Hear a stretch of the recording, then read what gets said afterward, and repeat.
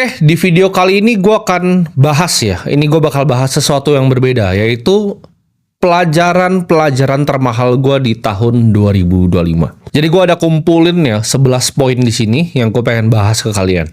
Sebenarnya hal kayak gini tuh suka gue bikin untuk diri gue sendiri ya. Jadi gue tuh paling hobi yang namanya nulis notes ke diri gue sendiri. Kalau zaman dulu tuh gue pakai buku, biasanya suka gue tulis ya antara mimpi gue, strategi gue. Cuman zaman berubah, jadi gue di HP gue biasanya gue selalu tulis tuh di notesnya. Setiap hari itu biasanya gue ada pembelajaran ya tentang diri gue sendiri, tentang strategi investasi gue, tentang apa yang gue pelajarin. Kan gue suka belajar ya. Jadi kalau teman-teman tanya hobi gue itu apa, hobi gue itu belajar ya. Jadi gue buka YouTube itu gue nontonin Warren Buffett, gue nonton semua investor-investor hebat yang lain. Gue baca buku ya, setiap hari itu gue biasanya luangin waktu 1-2 jam. Tapi gue nggak cuma sekedar baca ya, tapi gue juga suka simpulin kira-kira hal-hal apa nih yang gue dapetin dari situ. Dan gue rasa ini adalah rangkuman supaya kalian bisa belajar nih dari pengalaman gue, karena dari 2025 ini tahun yang paling merubah hidup gue gitu. Ini tahun dimana gue paling banyak belajar, dan gue rasa dari ratusan ya bahkan mungkin sampai 400 poin yang gue catat di notes gue, ini gue simpulin ke 11 yang paling penting, dan menurut gue ini akan jadi sangat bermanfaat untuk kalian semua ketika kalian benar-benar mengerti gitu maksud dari gue ini apa. Jadi kalian bisa belajar dari pengalaman gue, kalian bisa belajar dari poin-poin gue supaya kalian bisa jadi orang yang lebih bijaksana. Pelajaran pertama ya yang gue pengen share ini mahal di hidup gue, karena gue belajarnya sangat-sangat lama, bahkan gue nggak pernah bener-bener mengerti sampai tahun 2025. Yaitu untuk keep things simple. Ya. Jadi pelajaran yang gue petik, ini pelajaran pertama yang gue petik, adalah ketika lu melakukan sesuatu, ya. Manusia itu melakukan sesuatu, mereka suka yang kompleks. Mereka meribetkan segala sesuatu. Ini nggak cuma di investasi, ini nggak cuma di bisnis, ini juga nggak cuma di hidup. Ketika gue belajar tentang simplifikasi ini, hidup gue berubah total. Gitu. Banyak mungkin yang melihat gue, oke, Timothy ini usahanya ada banyak ya. Dia adalah seorang pengusaha, seorang investor. Usahanya banyak sekali. Cuman kalau misalnya gue bisa ulang balik waktu, gue akan cuma punya satu usaha. Ini sebenarnya gue udah paham dari lama, tapi gue sulit sekali praktekin gitu. Karena ketika lu di level tertentu, ya kan, kalian teman-teman ini yang nonton video gue itu, kalian bakal naik nih, ya, dari jenjang level kehidupan. Dari pelan-pelan tadinya kalian punya duit 10 juta, 100 juta, 1 miliar. Kalian akan ngalamin di mana banyak sekali nanti tawaran, ya, dari orang A, dari teman B, dari teman C. Tapi lu harus bisa keep things simple gitu loh. Satu bisnis gitu kan. Investasi yang nggak lebih dari 3. Teman dekat juga nggak lebih dari 3.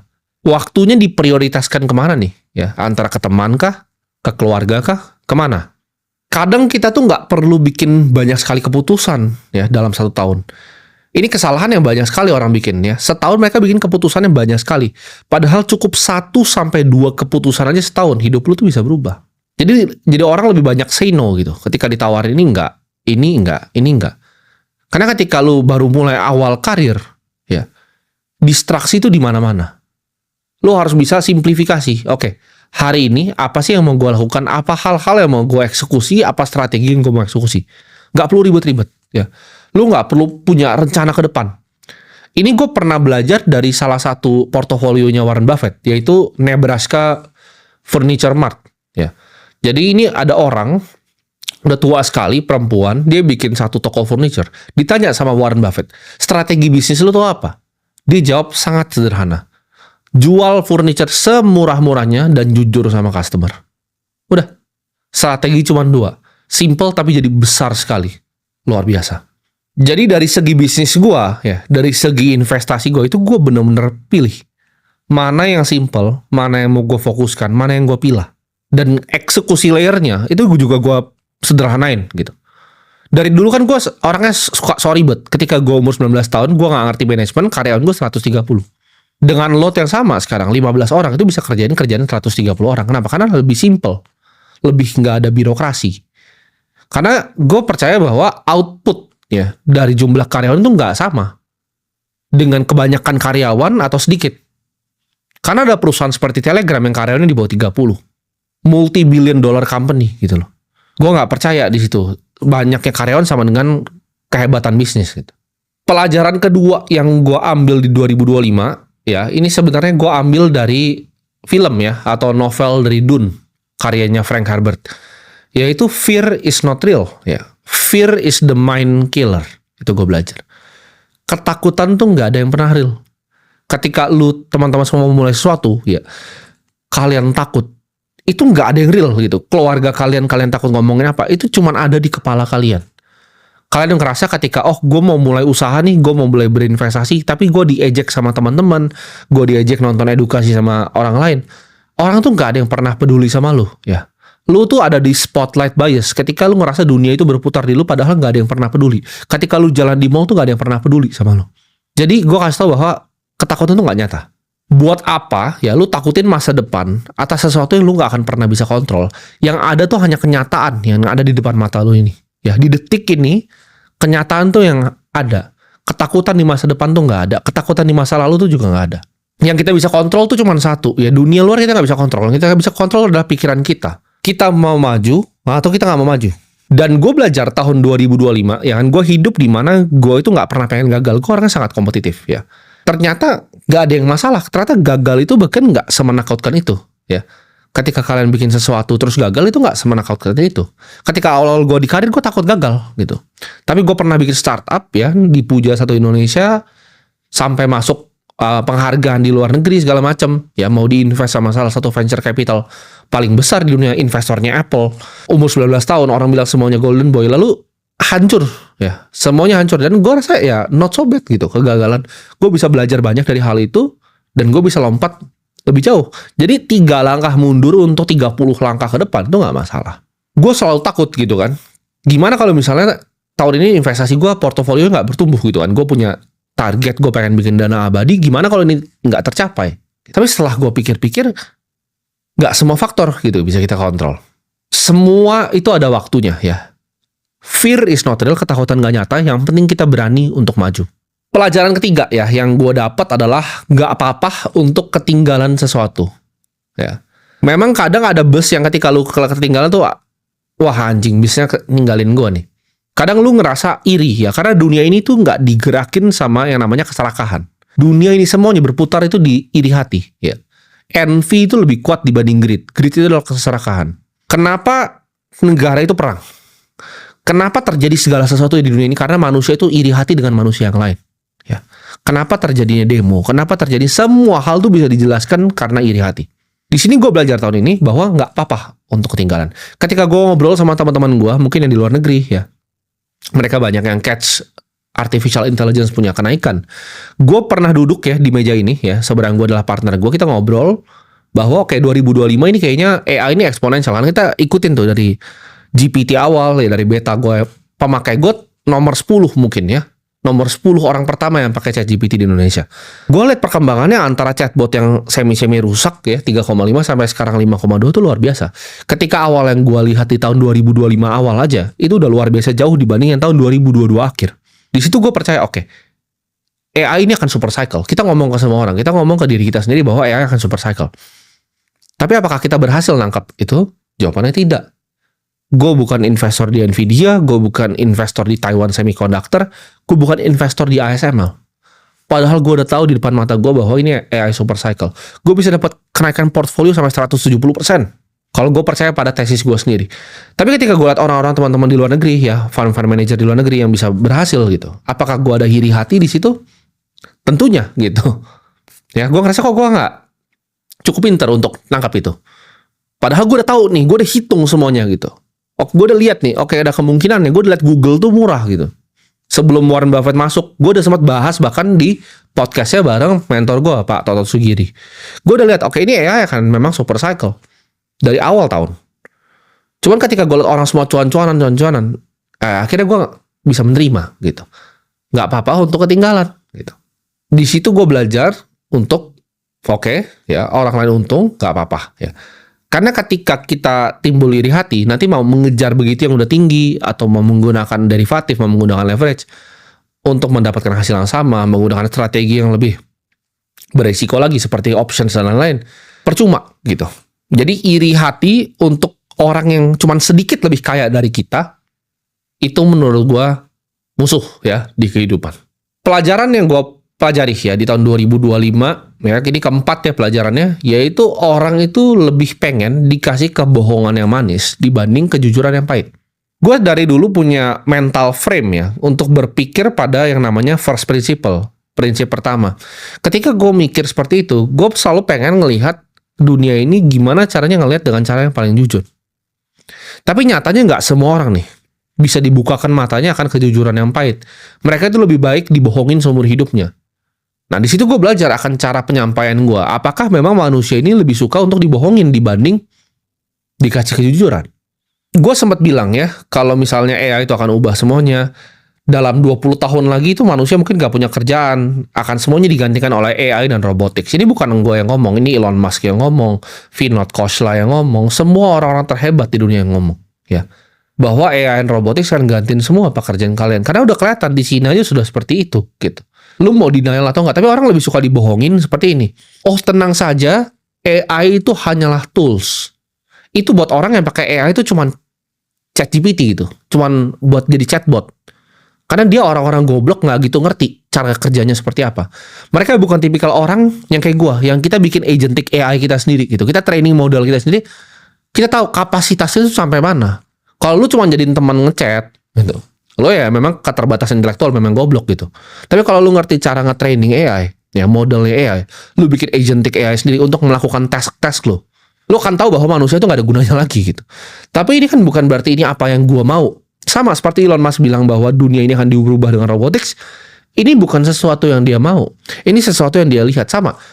Gue bilang kayak gini ke kalian. Oke, lo harus jadi kaya sekarang. Karena nanti lo nggak dibutuhin lagi lo sebagai manusia. Itu bukan berarti gue mau hal itu terjadi. Itu kejujuran yang gue lihat. Apa yang gue mau terjadi dengan apa yang gue lihat ya dua hal yang berbeda dong. Yang gue mau terjadi dunia ini utopian gitu kan. Semua gedung-gedungnya bagus, semua orang pintar, tapi kan nyatanya enggak. Dunia ini cuma digerakin oleh segelintir orang gitu. Kebanyakan orang di dunia ini tuh bego. Nah, tapi itu kejujuran yang nggak banyak orang mau telan gitu. Bahwa manusia itu memang mungkin diciptakan berbeda gitu. Kapasitasnya ada yang lebih tinggi, ada yang lebih pendek. Itu kenapa ada yang jadi pemimpin, ada yang jadi pengikut. Tapi ini kan kejujuran yang di dunia ini nggak mau orang dengar. Ya, mungkin sangat tabu untuk dibilang bahwa manusia diciptain dari lahir udah beda gitu. Tapi itu yang gue belajar ya, sifat manusia sangat unik. Ternyata mereka lebih suka dibohongin dibanding kejujuran. Tapi di sini gue akan bikin stand gue karena value hidup gue adalah kejujuran. Gue lakukan semuanya dengan kejujuran. Jadi walaupun lu pada sukanya dibohongin ya sama semua orang di sini, gue kan jadi satu-satunya gitu, orang yang jujur.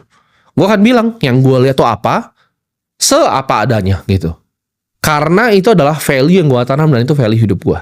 Pelajaran kelima yang gue ambil ya, ini penting ya. Sulit untuk melakukan sesuatu yang bosan berulang-ulang. Mulai bisnis baru, mulai hal baru itu selalu exciting ya, selalu semangat. Lu kalau mau buka bisnis baru tuh semangat, lu mikir konsepnya, mikir hiring awalnya segala macam. Cuman kadang bikin bisnis baru tuh bukan hal yang paling ideal dan optimal gitu loh. Ada kalanya sesuatu yang memang repetitif itu ketika lu lakukan, lu akan achieve yang namanya mastery ya, keahlian. Gue itu kadang suka iri ya, gue bahkan kalian kan suka tanya, gue tuh apa sih yang gue iri? Gue tuh iri sama beberapa chef. Kalian mungkin bingung sini. Kalau kalian tanya aktivitas gue tuh kalau udah nyantai itu ngapain? Ya misalnya gue lagi malam, gue lagi makan, apa sih yang gue nonton? Gue tuh suka nonton ya, mungkin Michelin 3-star chef gitu, di sushi, di omakase di Jepang. Gue suka ngeliat mereka, gimana mereka itu udah kerja selama 45 tahun, udah tua gitu ya. Tapi setiap hari mereka selalu coba cari sedikit aja hal yang mereka bisa improve dari seninya mereka. Di situ gue iri, kok gue nggak punya dedikasi terhadap sesuatu seperti itu gitu. Gue masih ngerasa gue tuh scattered, gue masih ngeliatnya banyak hal. Mereka itu cuma datang ya, mereka prepping dari mungkin jam 8 pagi gitu. Gue bisa melihat passionnya gitu. Bahkan ketika gue datang ke restoran-restoran seperti itu, ketika misalnya mereka bikin sashimi dari ikan hiu gitu kan, mereka akan tunjukin, oh ini farm sharknya nih kayak gini, ini farm wasabinya. Mereka tunjukin di handphone karena begitu passionate mereka terhadap bidang yang mereka geluti. Ya. Jadi gue punya iri terhadap orang-orang yang seperti itu. Mereka bisa melakukan sesuatu yang sangat repetitif, sangat bosan. Mereka itu bikin makan orang tuh jam 5 sore. Ya, jam 5 sore, jam 7 malam biasanya. Paling cuma 1 atau 2 kali ya. Service cuma 16 orang, 32 orang paling. Mereka prepping dari jam 8 pagi. Siapin semuanya gitu kan. Bisa lakukan gitu setiap hari di hidupnya selama 45 tahun. Dan masih semangat, masih mau cari small improvement. Nah, di situ gue iri. Pelajaran yang gue dapat adalah gimana cara kita tetap konsisten padahal udah sangat membosankan. Pelajaran keenam yang gue ambil, yaitu lakuin yang terbaik ya. Kadang kita sebagai manusia, kita pengen ada yang tepuk tangan. Ketika kita bekerja, ya kita bekerja keras, kita ngerasa, oke ini kita udah kasih semuanya nih tahun ini. Kita pengen ada yang tepuk tangan di samping gue, hebat sekali kamu Timothy, udah kerja sangat keras. Tapi nyatanya dunia itu nggak seperti itu ya. Nggak ada yang peduli sama lu. Nggak ada yang peduli sekeras apapun lu kerja, cuma diri lu sendiri. Tapi kenapa gue bilang kita harus jadi orang yang kerja keras? Karena satu-satunya ya, orang yang lu nggak bisa bohongin di depan cermin adalah diri lu sendiri. Ketika tahun ini ya, misalnya hasilnya nggak optimal nih ya. Cuman lu ngerasa bahwa oke, gue udah kasih 100% ya. Walaupun nggak ada orang yang nonton, nggak ada orang yang tepuk tangan, nggak ada yang lihat. Gue udah kasih 100% keringat dan darah gue. Gue bisa tutup tahun 2025 ini dengan bangga. Nah itu lu bisa jujur nggak ke diri lu sendiri bahwa oke, 2025 ini gue udah lakuin yang terbaik atau belum? Gue ketika gue lihat balik ya, gue kilas balik, nggak ada yang bisa gue lebih peres lagi gitu dibanding diri gue.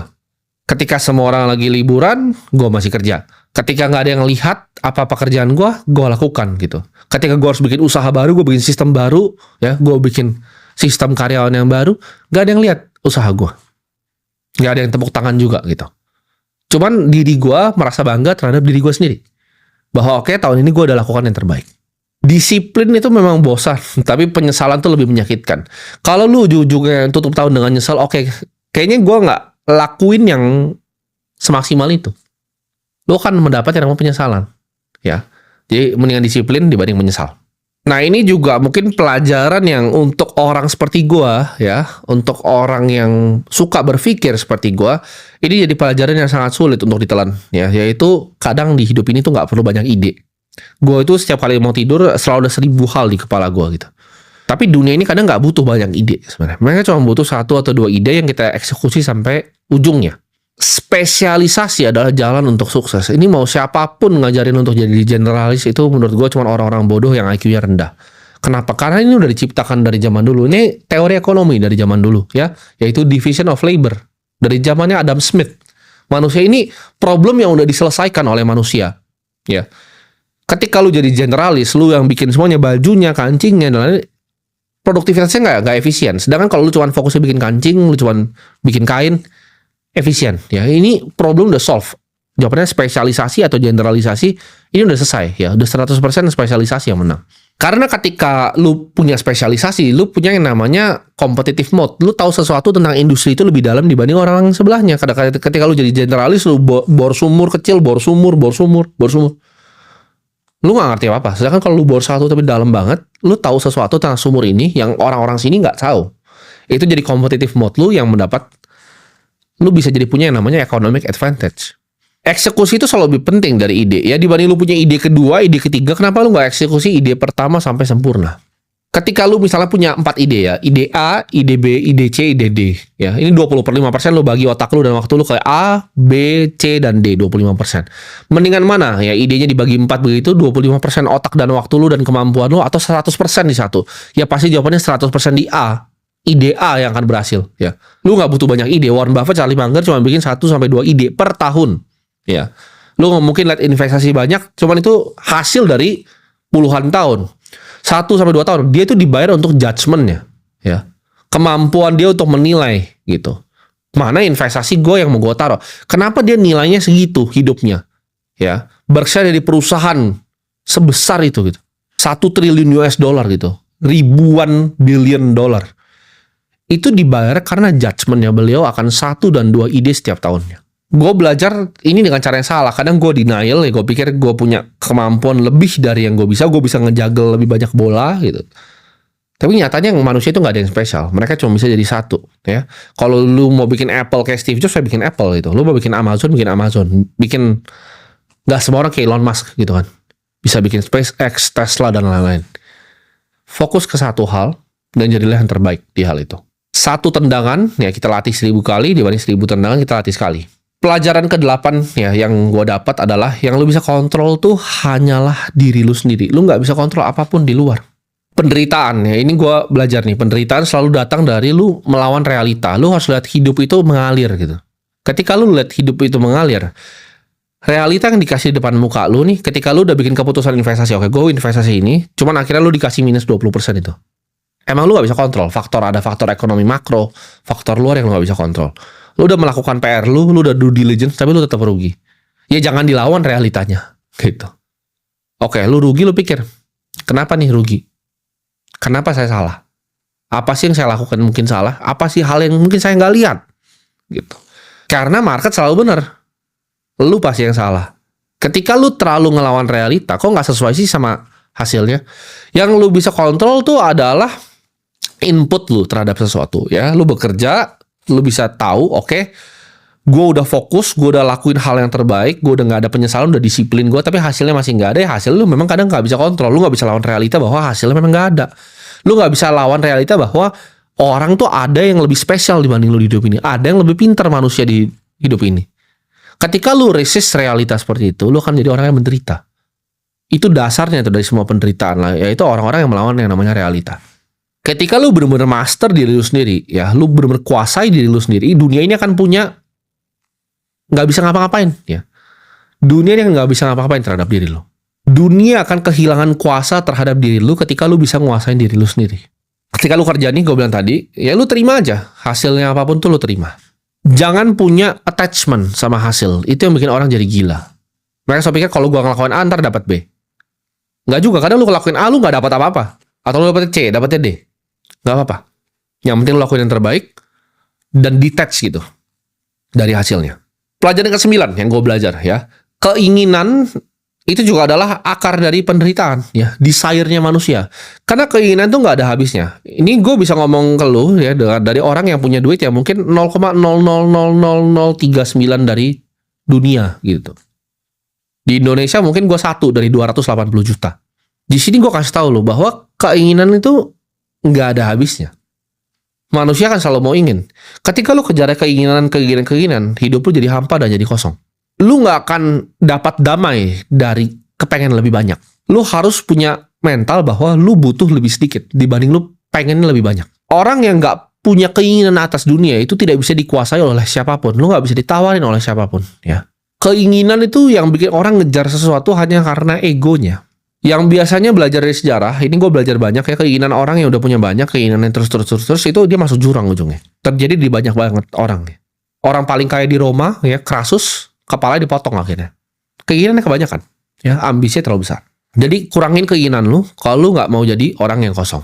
Pelajaran ke-10, ya, ini mungkin pelajaran yang paling aneh yang kalian dengar dari gua. Cuman ini sesuatu yang gue belajar, ya. Mungkin di akhir-akhir tahun ini, ya, gue belajar. Tapi gue percaya, ya, gue benar-benar percaya untuk mikir akan kematian itu bikin prioritas hidup lu itu lebih lurus. Ketika gue tahu, ya, suatu saat gue akan mati, ya, ketika gue sekarang kan umur 25 tahun, ya, gue mungkin lifespan-nya kalau kita rata-rata, ya, semoga lebih panjang, rata-rata itu 75 tahun Indonesia, itu ada sekitar 50 tahun, kan, 50 tahun berapa, berarti sekitar hampir 600 bulan, gitu. 600 bulan tuh bukan waktu yang panjang. Ketika lu tahu bahwa suatu saat lu akan mati, lu akan punya prioritas hidup yang lebih jelas, oke? Apa sih yang benar-benar matters di hidup ini? Yang benar-benar matters adalah apa? Oke, gue punya pekerjaan yang meaningful. Gue punya pekerjaan yang memang gue senengin, ya. Gue suka main gamenya di market. Gue suka main gamenya akan media ini semua. Gue rasa gue suka jadi bermanfaat untuk banyak orang. Ini meaningful untuk gue. Oh, apalagi? Oh, punya hubungan, ya. Punya relationship dengan keluarga, dengan teman, dengan pasangan. Yang meaningful, gitu. Jadi lu bisa benar-benar dissect mana yang penting dan mana yang nggak penting di dunia ini. Lu punya pekerjaan yang meaningful, lu punya relationship yang meaningful, apalagi yang lu butuh, gitu. Nggak ada lagi jawabannya. Itu bikin gue berani juga untuk ngambil resiko. Kenapa? Karena gue rasa oke, sebentar gini, dengan apa yang gue mau capai sebentar nih di hidup gue, ya udah gue harus lakukan yang terbaik, ya. Ketika lu sadar bahwa orang-orang sekitar lu tadi, gue bilang kan relationship, work itu bakal ada yang mati gitu suatu saat nanti. Ketika lu ingat akan kematian itu akan terjadi, lu akan jadi bisa appreciate waktu present, ya. Makanya namanya present kan, hadiah kan. Saat ini gitu. Ketika lu sama orangnya, lu gak mikirin tentang masa depan, lu mikir tentang apa yang terjadi di depan lu gitu. Karena lu tahu bahwa momen-momen itu gak selamanya gitu, ada di hidup lu. Ketika lu tahu bahwa kematian itu adalah kepastian, hidup lu akan jadi lebih clear, hidup lu akan jadi lebih jelas, kepala lu akan jadi lebih jernih. Dan lu gak akan jadi orang yang suka sia-siain waktu. Dan ini pelajaran terakhir yang gue dapat, ya. Ini pelajaran ke-11 ya, pelajaran terakhir. Ketika gue jadi orang yang lebih tenang, gue itu jadi orang yang lebih berbahaya. Karena kenapa? Ketika gue tenang, gue bisa lihat semuanya dengan clear. Gue bisa lihat strategi dengan clear. Gue bisa lihat semua orang dengan clear. Gitu. Ketika gue tenang, ketika gue nggak menggebu-gebu, justru gue bisa lihat semuanya dengan jelas. Salah satu hal terbaik yang gue lakukan tahun ini adalah ya, sometimes lu cuman perlu duduk di pantat lu dan mikir. Gitu. Itu bukan nganggur. Lu baca buku, lu konsumsi informasi. Ya, ini idola gue ya, Warren Buffett dan Charlie Munger selalu bilang. Kadang mereka cuman sit dan think. Karena yang mereka dibayar, mereka bisa kaya sekali, itu karena judgment-nya betul. Wisdom-nya betul. Ketika dia bisa ngambil keputusan sedikit, berkualitas dan baik. Nah, gue udah sampai di level situ. Ketika gue sekarang ini, semua keputusan hidup gue tuh hanya kualitas dari keputusan gue. Jadi ketika gue bisa tenang, gue bisa duduk, gue mikir, ya. Kadang ada waktu 3 hari gue tuh nggak ngapa-ngapain. Dulu gue akan fokus, gue kerjanya pagi sama malam. 3 hari itu gue benar-benar cuma duduk, gue mikir, judgement gue ini harus seperti apa, strategi gue harus seperti apa, apakah ini keputusan yang bijak atau tidak. Di situ semua jadi clear. Gue bisa simplifikasi yang tadi, gue bisa pelajaran nomor 1, gue bisa simplifikasi sesuatu yang sangat rumit, gue simplifikasi, oke cuma 1, 2, dan 3 yang gue mau kerjain. Tahun ini pun yang gue mau kerjain itu cuma 1 hal, ya. 1 gitu yang gue kerjain. 2 dan 3-nya bahkan gue pikir kayaknya yang nomor 1 ini menghasilkan 80%, power rule ya kan, Pareto. 80% outcome-nya akan dihasilkan oleh 20% effort gue di satu hal ini. Oke. Tahun 2026 gue akan cuma eksekusi 1 hal sampai titik ujungnya. Dan gue bisa lihat tuh dengan gue tenang tadi mana yang bisa difokusin dan mana yang enggak. Ya. Jadi semoga video ini bisa jadi bermanfaat untuk kalian. Kalian bisa pelajarin ya dari pelajaran-pelajaran termahal gue ya di tahun 2025 ini.